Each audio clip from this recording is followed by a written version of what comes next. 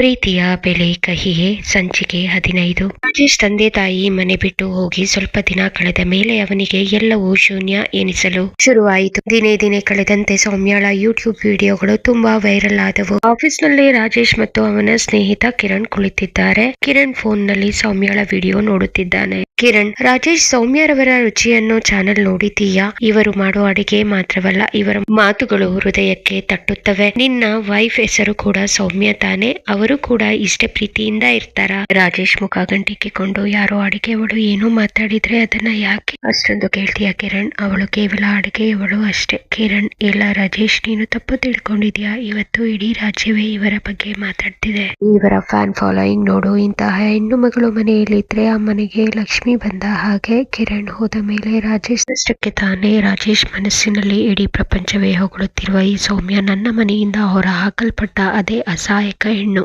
ಒಬ್ಬಳು ಅಡುಗೆಯವಳ ವಿಡಿಯೋ ನೋಡಿ ಇವರೆಲ್ಲ ಹೀಗೆ ಹೊಗಳುತ್ತಿದ್ದಾರಲ್ಲ, ಅವಳಿಗೆ ಅಷ್ಟೊಂದು ಶಕ್ತಿ ಎಲ್ಲಿಂದ ಬಂತು? ನನ್ನ ಹಣದ ಶಕ್ತಿಗಿಂತ, ನನ್ನ ಅಹಂಕಾರಕ್ಕಿಂತ ಅವಳ ಅಡುಗೆಯ ಸೌಟು ಪ್ರಬಲವಾಯಿತೆ ಎಂದುಕೊಂಡು ಅಸಮಾಧಾನದಿಂದ ಕೂತು ಹೋದ. ಇದೆಲ್ಲದರಿಂದ ರಾಜೇಶ್ನ ಅಹಂಕಾರಕ್ಕೆ ಪೆಟ್ಟು ಬಿತ್ತು. ಮನೆಯ ಹಾಲ್ನಲ್ಲಿ ರಾಜೇಶ್ ಆಸ್ತಿ ಪತ್ರಗಳೊಂದಿಗೆ ಕುಳಿತಿದ್ದಾನೆ. ರಾಗಿಣಿ ಪಕ್ಕದಲ್ಲೇ ಕುಳಿತು ಅವನನ್ನು ಪ್ರೀತಿಯಿಂದ ಸಮಾಧಾನ ಮಾಡುತ್ತಿರುವಂತೆ ನಟಿಸುತ್ತಿದ್ದಾಳೆ. ರಾಗಿಣಿ ಬಹಳ ಮೃದುವಾಗಿ, ರಾಜೇಶ್, ನೀವೇಕೆ ಇಷ್ಟು ಯೋಚನೆ ಮಾಡ್ತಿದ್ದೀರಾ? ಈ ಆಸ್ತಿ ಪತ್ರಗಳಿಗೆ ಸಹಿ ಹಾಕೋದು ಅಂದ್ರೆ ಅದು ಬರೀ ಕಾಗದದ ಮೇಲಿನ ಬರಹ ಅಷ್ಟೇ ಅಲ್ಲ. ನಮ್ಮ ಪ್ರೀತಿಗೆ ನೀವು ಕೊಡ್ತಿರೋ ಗೌರವ. ನಿಮ್ಮ ಮನೆಯವರು ನಿಮ್ಮನ್ನು ಹೇಗೆ ನಡೆಸಿಕೊಂಡರು ಅಂತ ನಿಮಗೆ ಗೊತ್ತಲ್ವಾ?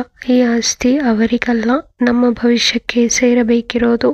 ರಾಜೇಶ್ ಸ್ವಲ್ಪ ಸಂಕೋಚದಿಂದ, ರಾಗಿಣಿ, ಈ ಆಸ್ತಿನ ನಾನು ಕಷ್ಟಪಟ್ಟು ಸಂಪಾದನೆ ಮಾಡಿದ್ದು. ಈಗಲೇ ನಿನ್ನ ಹೆಸರಿಗೆ ಬರೆಯೋದು ಸರಿಯಾ ಅಂತ ಒಂದು ಕ್ಷಣ ಅನ್ನಿಸ್ತಿದೆ. ನಮ್ಮ ಮದುವೆ ಆದ ಮೇಲೆ ಬರೆದ್ರೆ ಹೇಗೆ? ರಾಗಿಣಿ ನಕಲಿ ಕಣ್ಣೀರು ಹಾಕುತ್ತಾ ಮುಖ ಸಣ್ಣಗೆ ಮಾಡಿಕೊಂಡು ನಾಟಕೀಯವಾಗಿ, ಓಹೋ, ಅಂದ್ರೆ ಇದು ನಿಮ್ಮ ಸ್ವಂತ ಸಂಪಾದನೆ? ಅಹಂಕಾರನ ರಾಜೇಶ್? ನಾನು ನಿಮ್ಮ ಜೀವನಕ್ಕೆ ಬಂದ ಮೇಲೆ ನಿಮಗೆ ಇಷ್ಟೆಲ್ಲ ಸಾಧಿಸೋಕೆ ಶಕ್ತಿ ಬಂದಿದೆ. ನಾನು ನಿಮ್ಮ ಜೊತೆಗಿದ್ದೇನೆ ಅನ್ನೋ ಧೈರ್ಯಕ್ಕೆ ತಾನೇ ನೀವು ಇಷ್ಟೆಲ್ಲ ಮಾಡಿದ್ದು. ಮರೆತು ಮಾತಾಡ್ತಿದ್ದೀರಾ? ಈಗ ನನ್ನ ಸಂಪಾದನೆ ಅಂತ ಭಾಗ ಮಾಡ್ತಿದ್ದೀರಾ? ನೋಡಿ, ನನಗೆ ಗೊತ್ತಿತ್ತು ನೀವು ನನ್ನನ್ನು ಪೂರ್ತಿಯಾಗಿ ನಂಬಲ್ಲ ಅಂತ. ಈಗ ನಾನು ನಿಮ್ಮ ಜೊತೆಗಿದ್ದೇನೆ. ಒಂದು ಸೆಕ್ಯೂರಿಟಿ ಬೇಡವಾ? ನಮಗೆ ಮದುವೆ ಅನ್ನೋ ಬಂಧನಕ್ಕಿಂತ ನಂಬಿಕೆ ಅನ್ನೋದು ಮುಖ್ಯ ಅಲ್ವಾ? ನಿಮಗೆ ನನ್ನ ಮೇಲೆ ನಂಬಿಕೆ ಇಲ್ಲದಿದ್ರೆ ಬೇಡ ಬಿಡಿ, ನಾನು ಇವತ್ತೇ ಈ ಮನೆಯಿಂದ ಹೊರಟು ಹೋಗ್ತೀನಿ.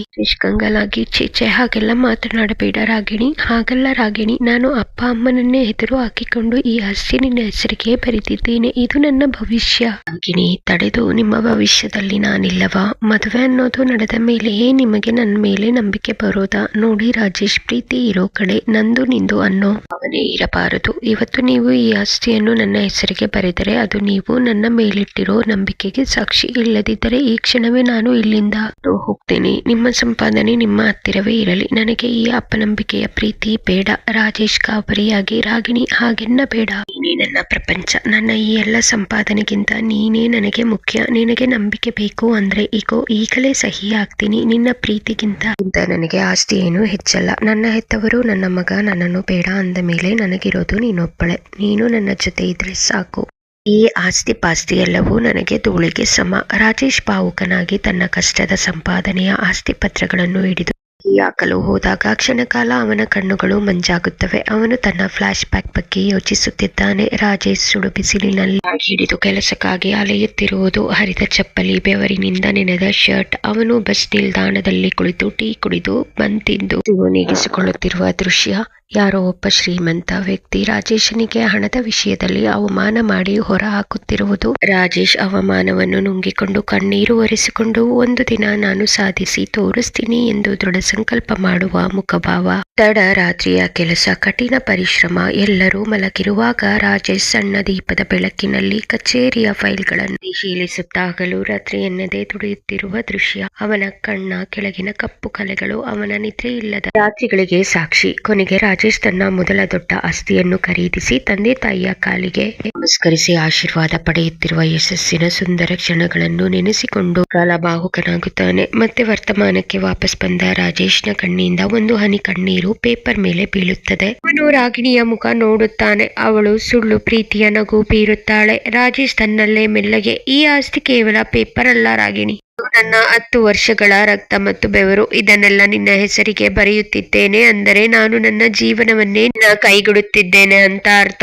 ರಾಜೇಶ್ ನಡುಗುವ ಕೈಗಳಿಂದ ಸಹಿ ಹಾಕುತ್ತಾನೆ. ರಾಜೇಶ್ ಒಂದರ ಹಿಂದೆ ಒಂದರಂತೆ ಪತ್ರಗಳಿಗೆ ಸಹಿ ಹಾಕುತ್ತಾನೆ. ರಾಗಿಣಿ ಆ ಪತ್ರಗಳನ್ನು ತನ್ನ ಎದೆಯ ಹತ್ತಿರ ಇಟ್ಟುಕೊಂಡು ವಿಜಯದ ನಗು ನಗುತ್ತಾಳೆ. ರಾಗಿಣಿ ಒಳಗೊಳಗೆ ನಗುತ್ತಾ, ತಡ ಯಾಕೆ, ಇಲ್ಲಿ ಸಹಿ ಹಾಕಿ. ಇವತ್ತಿನಿಂದ ಈ ಜವಾಬ್ದಾರಿ ನನ್ನದಾಗಲಿ. ನೀವು ನಿಶ್ಚಿಂತೆಯಾಗಿ ಇರಬಹುದು. ನಮ್ಮ ಪ್ರೀತಿಗೆ ಯಾರು ಅಡ್ಡಿ ಬರೋಕೆ ಸಾಧ್ಯವಿಲ್ಲ. ರಾಗಿಣಿ ಮನಸ್ಸಲ್ಲಿ, ಕೊನೆಗೂ ಈ ದಡ್ಡ ನನ್ನ ಬಲಗೆ ಬಿದ್ದ. ಇವತ್ತಿನಿಂದ ಈ ಮನೆ ಆಸ್ತಿ ಎಲ್ಲವೂ ನಂದು.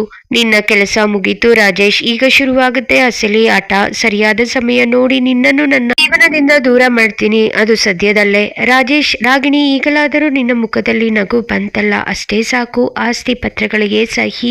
ಕೆಲವು ದಿನಗಳ ನಂತರ ರಾಜೇಶ್ ಕಚೇರಿಯಿಂದ ಮನೆಗೆ ಬಂದಿದ್ದಾನೆ. ರಾಗಿಣಿ ಫೋನ್ ನಲ್ಲಿ ಯಾರೊಂದಿಗೋ ನಗುತ್ತಾ ಮಾತನಾಡುತ್ತಿದ್ದಾಳೆ. ರಾಜೇಶ್ ಒಳಗೆ ಬರುತ್ತಿದ್ದಂತೆ ಮುಖ ಗಂಟಿಕ್ಕಿಕೊಂಡು ಫೋನ್ ಕಟ್ ಮಾಡುತ್ತಾಳೆ. ರಾಜೇಶ್ ಪ್ರೀತಿಯಿಂದ, ರಾಗಿಣಿ, ಆಫೀಸ್ ನಲ್ಲಿ ಸ್ವಲ್ಪ ಕೆಲಸ ಜಾಸ್ತಿ ಇತ್ತು, ತುಂಬಾ ಸುಸ್ತಾಗಿದೆ ಕಣೋ, ನಿನ್ನ ಕೈಯಾರೆ ಒಂದು ಕಪ್ ಕಾಫಿ ಮಾಡ್ಕೊಡ್ತೀಯಾ? ರಾಗಿಣಿ ಅಸಡ್ಡೆಯಿಂದ, ಏನು, ನಾನೇ ಕಾಫಿ ಮಾಡಿ ಕೊಡಬೇಕಾ? ಯಾಕೆ ನಿನ್ನ ಕೈಕಾಲುಗಳು ಸರಿ ಇಲ್ಲವೇ? ಇವತ್ತು ಕೆಲಸದವಳು ಬಂದಿಲ್ಲ. ನನಗೂ ಈಗ ಹೊರಗಡೆ ಹೋಗೋ ಕೆಲಸ ಇದೆ, ಬೇಕಿದ್ರೆ ನೀನೇ ಮಾಡಿಕೊಂಡು ಕುಡಿ. ರಾಜೇಶ್ ಆಶ್ಚರ್ಯದಿಂದ, ರಾಗಿಣಿ, ಏನಾಯ್ತು ನಿನಗೆ? ಮುಂಚೆ ಯಾವಾಗಲೂ ನಾನು ನಿನ್ನ ಜೊತೆ ಇರ್ಬೇಕು ಅಂತ ಆಸೆ ಪಡ್ತಿದ್ದೆ.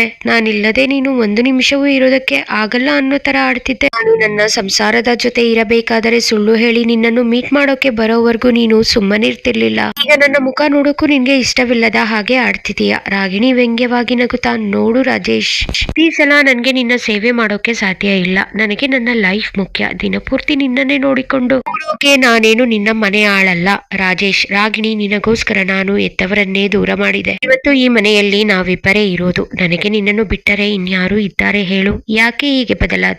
ಸಿಟ್ಟಿನಿಂದ, ಸಾಕು ಮಾಡು ನಿನ್ನ ಕಂತೆ ಪುರಾಣ. ನಿನ್ನ ಹೆತ್ತವರನ್ನು ಹೊರಹಾಕಿದ್ದು ನಿನ್ನ ಇಷ್ಟಕ್ಕೆ. ನಾನೇನು ಬಲವಂತ ಮಾಡಿರಲಿಲ್ಲ. ಪದೇ ಪದೇ ಆ ವಿಷಯ ಎತ್ತಿ ನನಗೆ ಕಿರಿಕಿರಿ ಮಾಡಬೇಡ. ಈಗ ನಾನು ರೆಡಿ ಆಗಬೇಕು. ನನಗೆ ತಡವಾಗ್ತಿದೆ. ರಾಜೇಶ್, ಎಲ್ಲಿಗೆ ಹೋಗ್ತಿದೀಯಾ ಅಂತಲಾದ್ರೂ ಹೇಳು ರಾಗಿಣಿ. ಅಟ್ಲೀಸ್ಟ್ ಜೊತೆಗೆ ಬರ್ತೀನಿ. ರಾಗಿಣಿ, ಜೊತೆಗೆ ಬರೋ ಅವಶ್ಯಕತೆ ಇಲ್ಲ. ನನ್ನ ಪರ್ಸನಲ್ ಲೈಫ್ ನಲ್ಲಿ ನೀನು ತಲೆ ಹಾಕೋದು ನನಗಿಷ್ಟ ಇಲ್ಲ. ಇಲ್ಲಿಯವರೆಗೂ ನೀನು ಇಷ್ಟಪಟ್ಟ ಹಾಗೆ ಇದ್ದೀನಿ, ಹಾಗೆ ಕೇಳಿದನೆಲ್ಲ ಮಾಡಿದ್ದೀನಿ. ಇನ್ ಮುಂದೆ ನನ್ನ ದಾರಿ ನನಗೆ ಅರ್ಥವಾಯ್ತಾ?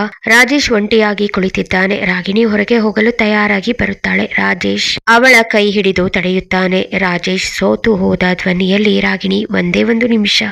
ನೀನು ನನ್ನನ್ನು ಎಷ್ಟೇ ದೂರ ತಳ್ಳಿದ್ರು ಪರವಾಗಿಲ್ಲ, ಆದ್ರೆ ಆ ಕಣ್ಣುಗಳಲ್ಲಿ ಪ್ರೀತಿ ಇತ್ತಲ್ಲ, ಅದು ಎಲ್ಲಿ ಹೋಯ್ತು ಅಂತ ಮಾತ್ರ ಹೇಳ್ಬಿಡು. ನಿನ್ನ ಒಂದೇ ಒಂದು ನಗುವಿಗೋಸ್ಕರ ನಾನು ಕಾಯ್ತಿದ್ದೆ. ನನ್ನ ಸ್ವಂತ ರಕ್ತದವರೇ ನನಗೆ ದುರ್ಗಳಾದ್ರೂ ಪರವಾಗಿಲ್ಲ, ನನ್ನ ರಾಗಿಣಿ ನನ್ನ ಜೊತೆ ಇರ್ತಾಳೆ ಅನ್ನೋ ಧೈರ್ಯ ನನಗಿತ್ತು. ರಾಗಿಣಿ ಕೈ ಕೊಡವಿಕೊಳ್ಳುತ್ತಾ, ರಾಜೇಶ್, ಡ್ರಾಮಾ ಮಾಡಬೇಡ. ನನಗೆ ನಿನ್ನ ಬೋರಿಂಗ್ ಮಾತುಗಳನ್ನ ಪುರ್ಸೊತ್ತಿಲ್ಲ. ರಾಜೇಶ್ ಕಣ್ಣೀರು ಸುರಿಸುತ್ತಾ, ಇದು ಡ್ರಾಮಾ ಅಲ್ಲ ರಾಗಿಣಿ, ಇದು ನನ್ನ ಜೀವನದ ಸತ್ಯ. ನಾನು ನಿನ್ನ ಖುಷಿ ಬಗ್ಗೆ ಯೋಚಿಸಿದೆ. ಅಮ್ಮ ಕಣ್ಣೀರು ಹಾಕ್ತಾ ಮನೆಯಿಂದ ಹೊರಗೆ ಹೋಗುವಾಗಲೂ ನನ್ನ ಮನಸ್ಸು ರಾಗಿಣಿ ಜೊತೆಗಿದ್ದಾಳೆ ಸಾಕು ಅಂತ ನನ್ನನ್ನ ಸಮಾಧಾನ ಮಾಡ್ತಿತ್ತು. ಆದ್ರೆ ಇವತ್ತು ನೀನು ನನ್ನನ್ನೇ ಹೊರಗಿನವನ ತರ ನೋಡ್ತಿದ್ದೀಯಲ್ಲ. ನೀನು ನನ್ನಿಂದ ದೂರವಾಗುತ್ತಿರೋ ನೋವು ನನ್ನವರನ್ನೆಲ್ಲ ದೂರ ಮಾಡಿಕೊಂಡ ನೋವಿಗಿಂತ ಹೆಚ್ಚಾಗಿದೆ. ರಾಗಿಣಿ ಅಸಡ್ಡೆಯಿಂದ, ನೋಡು ರಾಜೇಶ್, ಸಂಬಂಧಗಳಿಗೆ ಅವಶ್ಯಕತೆ ಇದ್ದಾಗ ಮಾತ್ರ ಬೆಲೆ ಇರುತ್ತೆ. ಈಗ ನನಗೆ ನಿನ್ನ ಪ್ರೀತಿಯ ಅವಶ್ಯಕತೆ ಇಲ್ಲ. ನೀನು ಹಾಕೋ ಈ ಕಣ್ಣೀರಿಗೆ ನನ್ನ ಹತ್ರ ಬೆಲೆ ಇಲ್ಲ. ನಾನು ಹೋಗ್ತಿದ್ದೀನಿ, ದಯವಿಟ್ಟು ನನ್ನ ದಾರಿಗೆ ಅಡ್ಡಗಟ್ಟಬೇಡ. ರಾಜೇಶ್ ಸೋಫಾದ ಮೇಲೆ ಕುಸಿದು ಬೀಳುತ್ತಾನೆ. ರಾಜೇಶ್, ಯಾರಿಗಾದ್ರೂ ಮೋಸ ಮಾಡು ರಾಗಿಣಿ, ಆದ್ರೆ ನನ್ನ ಪ್ರೀತಿಗೆ ಮಾತ್ರ ದ್ರೋಹ ಮಾಡಬೇಡ. ಇವತ್ತು ಅನಾಥನಾಗಿ ನಿಂತಿದ್ದೀನಿ ಅಂದ್ರೆ ಅದಕ್ಕೆ ಕಾರಣ ನನಗಿದ್ದ ನಿನ್ನ ಮೇಲಿನ ಕುರುಡು ನಂಬಿಕೆ. ಮನ ಕೈ ತುತ್ತು ಬೇಡ ಅಂತ ನಿನ್ನ ಕೈ ಹಿಡಿದೆ, ಆದ್ರೆ ಇವತ್ತು ನೀನು ನನಗೆ ಕುಡಿಯೋಕೆ ಒಂದು ಲೋಟ ನೀರು ಕೊಡೋಕು ವಿಚಾರ ಮಾಡ್ಕೊತಿದ್ದೀಯಾ ಅಂದ್ರೆ ನಿನ್ಗೆ ನನ್ನ ಮೇಲಿದ್ದ ಪ್ರೀತಿ ಎಲ್ಲಿ ಹೋಯ್ತು? ನಾನೇನು ಪಾಪ ಮಾಡಿದ್ದೆ? ರಾಗಿಣಿ ಕಾಲಿನಿಂದ ರಾಜೇಶ್ನ ಪಾದರಕ್ಷೆಯನ್ನು ಸರಿಸಿ ಅಹಂಕಾರದಿಂದ ಹೊರಟು ಹೋಗುತ್ತಾಳೆ. ರಾಜೇಶ್ ತನ್ನ 2 ಕೈಗಳಿಂದ ಮುಖ ಮುಚ್ಚಿಕೊಂಡು ಬಿಕ್ಕಿ ಬಿಕ್ಕಿ ಅಳುತ್ತಾನೆ. ರಾಜೇಶ್ ತನ್ನಲ್ಲೇ ಮಾತನಾಡುತ್ತಾ, ಅಪ್ಪ ಅಮ್ಮ, ನನ್ನನ್ನ ಕ್ಷಮಿಸಿ ಬಿಡಿ. ಈ ಕಣ್ಣೀರು ಇವತ್ತು ರಾಗಿಣಿಗೋಸ್ಕರ ಬರ್ತಿಲ್ಲ, ನನ್ನ ಅಹಂಕಾರದಿಂದ ನಿಮಗೆ ಮಾಡಿದ ಅನ್ಯಾಯಕ್ಕೆ ಬರ್ತಿದೆ. ಈ ಪ್ರೀತಿ ಅನ್ನೋದು ಇಷ್ಟು ದೊಡ್ಡ ವಿಷ ಅಂತ ನನ್ಗೆ ಗೊತ್ತಿರಲಿಲ್ಲ. ದಿನ ಕಳೆದಂತೆ ರಾಗಿಣಿ ತನ್ನ ಸ್ವಾರ್ಥ ಮತ್ತು ಅಹಂಕಾರದಿಂದ ಪರಮಾವಧಿಯನ್ನು ತಲುಪಿ ರಾಜೇಶನಿಗೆ ಯಾವುದೇ ಭಾವನಾತ್ಮಕ ಬೆಲೆ ನೀಡದೆ ಕೇವಲ ಒಂದು ವಸ್ತುವಿನಂತೆ ನಡೆಸಿಕೊಳ್ಳಲು ಪ್ರಾರಂಭಿಸುತ್ತಾಳೆ. ರಾಜೇಶ್, ರಾಗಿಣಿ, ಇತ್ತೀಚೆಗೆ ನೀನು ಮನೆಯಲ್ಲಿ ಇರೋದೇ ಕಡಿಮೆ. ಪಾರ್ಟಿ ಅಂತ ಎಷ್ಟೋ ಹೊತ್ತಿಗೆ ಹೋಗ್ತೀಯಾ, ಎಷ್ಟೋ ಹೊತ್ತಿಗೆ ಬರ್ತೀಯಾ? ಇದೆಲ್ಲ ನನ್ನ ಜೊತೆ ಕೂಡ ಟೈಮ್ ಸ್ಪೆಂಡ್ ಮಾಡು. ರಾಗಿಣಿ ತಾಳ್ಮೆ ಕಳೆದುಕೊಂಡು ಅತ್ಯಂತ ಕ್ರೂರವಾಗಿ ಮಾತನಾಡುತ್ತಾಳೆ. ನೋಡು ರಾಜೇಶ್, ನಿನ್ನ ಈ ಸೆಂಟಿಮೆಂಟ್ ಪುರಾಣ ಕೇಳಿ ಕೇಳಿ ನನ್ಗೆ ಸಾಕಾಗಿ ಹೋಗಿದೆ. ನೀನು ನನ್ನ ಜೊತೆ ಈ ಮನೆಯಲ್ಲಿ ಇರಬೇಕಾ? ಹಾಗಿದ್ರೆ ಒಂದು ಮಾತು ನೆನಪಿಟ್ಟುಕೋ, ನೀನು ನನ್ನ ಯಾವ ವಿಷಯಕ್ಕೂ ಅಡ್ಡ ಬರಬಾರದು. ನಾನು ಎಲ್ಲಿಗೆ ಹೋಗ್ತೀನಿ, ಯಾರ ಜೊತೆ ಮಾತಾಡ್ತೀನಿ, ಯಾವಾಗ ಮನೆಗೆ ಬರ್ತೀನಿ ಅಂತ ಪ್ರಶ್ನೆ ಮಾಡೋ ಅಧಿಕಾರ ನಿನಗಿಲ್ಲ. ರಾಜೇಶ್ ಹೌವಾರಿ. ರಾಗಿಣಿ, ನೀನು ಏನು ಮಾತಾಡ್ತಿದ್ದೀಯಾ? ನಾನು ನಿನ್ನ ಗಂಡ, ಈ ಮನೆಯ ಯಜಮಾನ. ರಾಗಿಣಿ ನಗುತ್ತಾ, ಯಜಮಾನ? ಆ ಕಾಲ ಈಗ ಮುಗಿದು ಹೋಗಿದೆ ರಾಜೇಶ್. ಈಗ ಈ ಆಸ್ತಿ, ಈ ಮನೆ ಎಲ್ಲವೂ ನನ್ನ ಹೆಸರಿನಲ್ಲಿದೆ. ನೀನು ಇಲ್ಲಿ ಇರಬೇಕು ಅಂದ್ರೆ ನಾನು ಹಾಕಿದ ಕೆರೆ ದಾಟಬಾರದು. ನನ್ನ ಇಷ್ಟ ಬಂದ ಹಾಗೆ ನಾನು ಬದುಕ್ತೀನಿ. ನೀನು ಒಂದು ಮೂಲೆಯಲ್ಲಿ ಬಿದ್ದಿರಬೇಕು ಅಷ್ಟೇ. ನನ್ನ ವೈಯಕ್ತಿಕ ವಿಚಾರಗಳಲ್ಲಿ ತಲೆ ಹಾಕಿದ್ರೆ ಈ ಕ್ಷಣವೇ ನಿನ್ನನ್ನು ಮನೆಯಿಂದ ಹೊರ ಹಾಕೋಕೆ ನಾನು ಹಿಂದೆ ಮುಂದೆ ನೋಡಲ್ಲ. ರಾಜೇಶ್, ಅಂದ್ರೆ ನಿನಗೆ ನನ್ನ ಪ್ರೀತಿಗಿಂತ ನಿನ್ನ ಈ ಸ್ವತಂತ್ರವೇ ಮುಖ್ಯವಾಯ್ತಾ? ನಾವು ಕಟ್ಟಿಕೊಂಡ ಕನಸಿನ ಅರಮನೆ ಏನಾಯ್ತು? ರಾಗಿಣಿ, ಕನಸುಗಳು ಹೊಟ್ಟೆ ತುಂಬಿಸಲ್ಲ ರಾಜೇಶ್. ನನಗೆ ಬೇಕಾಗಿರೋದು ಲಕ್ಸುರಿ ಲೈಫ್ ಮತ್ತು ನನ್ನದೇ ಆದ ಪ್ರಪಂಚ. ಅದಕ್ಕೆ ನೀನು ಅಡ್ಡಿಯಾಗದಿದ್ರೆ ಮಾತ್ರ ಈ ಮನೆಯಲ್ಲಿ ನಿನಗೆ ಜಾಗ. ಇಲ್ಲ ಅಂದ್ರೆ ನಿನ್ನ ಅಪ್ಪ ಅಮ್ಮ ಇದ್ದಾರಲ್ಲ, ಅವರ ಹತ್ರನೇ ಹೋಗಿ ಸೇರಿಕೋ. ಆಯ್ಕೆ ನಿನ್ನದು. ನನ್ನ ಇಷ್ಟಕ್ಕೆ ಅಡ್ಡಿ ಬರದೆ ಬಿದ್ದಿರ್ತೀಯಾ ಅಥವಾ ಈಗ್ಲೇ ಬರೀ ಕೈಲಿ ಹೊರಗೆ ಹೋಗ್ತೀಯೋ? ರಾಜೇಶ್ ಸ್ತಬ್ಧನಾಗಿ, ನಾನು ಪ್ರೀತಿಸಿದ ರಾಗಿಣಿ ನೀನಲ್ಲ. ನೀನು ಕೇವಲ ಹಣದ ಹಿಂದೆ ಬಿದ್ದಿರೋ ಒಬ್ಬಳು ರಾಕ್ಷಸಿ. ರಾಗಿಣಿ ಬಾಗಿಲ ಕಡೆ ನಡೆಯುತ್ತಾ, ಏನಾದ್ರೂ ಅಂದುಕೋ, ನನಗೆ ಈಗ ತಡವಾಗ್ತಿದೆ. ನಾನು ಎಲ್ಲಾದ್ರೂ ಹೊರಟಾಗ ನೀನು ನಿನ್ನ ಕೆಟ್ಟ ಮುಖ ಇಟ್ಟುಕೊಂಡು ನನ್ನ ಎದುರು ಬರಬೇಡ. ನೆನಪಿರಲಿ, ನನ್ನ ಯಾವ ಇಷ್ಟಕ್ಕೂ ನೀನು ಅಡ್ಡಿ ಬರಬಾರದು. ರಾಗಿಣಿಯ ಅಹಂಕಾರದಿಂದ ಹೊರ ನಡೆಯುತ್ತಾಳೆ. ರಾಜೇಶ್ ಅಸಹಾಯಕತೆಯಿಂದ ತನ್ನ ದೌರ್ಭಾಗ್ಯವನ್ನು ನೆನೆದು ದುಃಖಿಸುತ್ತಾ ಕುಳಿತಿರುತ್ತಾನೆ. ಮುಂದೇನು ತಿಳ್ಕೋಬೇಕಾ? ಕತೆಗಾಗಿ ಕಮೆಂಟ್ ಮಾಡಿ ನಿಮ್ಮ ಆಲೋಚನೆಗಳನ್ನು ಹಂಚಿಕೊಳ್ಳಿ. ಈ ಕತೆ ಹೇಗೆ ಅನ್ನಿಸಿತು ಎಂಬುದನ್ನು ಕಮೆಂಟ್ ವಿಭಾಗದಲ್ಲಿ ತಿಳಿಸಿ. ಇಷ್ಟವಾದಲ್ಲಿ ಲೈಕ್ ಮಾಡಿ ಮತ್ತು ಚಾನೆಲ್ಗೆ ಸಬ್ಸ್ಕ್ರೈಬ್ ಮಾಡಲು ಮರೆಯಬೇಡಿ. ನಿಮ್ಮ ಬೆಂಬಲಕ್ಕೆ ಧನ್ಯವಾದಗಳು.